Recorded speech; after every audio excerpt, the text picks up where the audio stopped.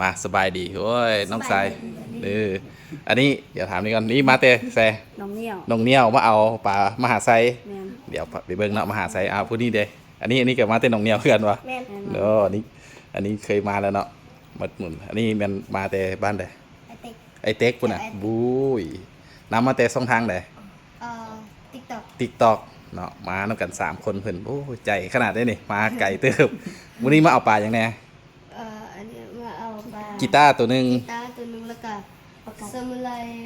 เอเลียนแล้วก็แม่หม้อ3ไปย่างไปใจตัวที่สิเอาเป็นตัวใดถอดเบิ่งถอดเจี๊ยนี่เนาะยังนั่นแหละนี่เลยทองเลยเนาะเอเลียนสมุไรแล้วก็ไปกีตาร์เพิ่นเอากีตาร์ตัวหนึงนะเอาตัวใดถอดเจี๊ยก่อนให้ครึ่งก่อน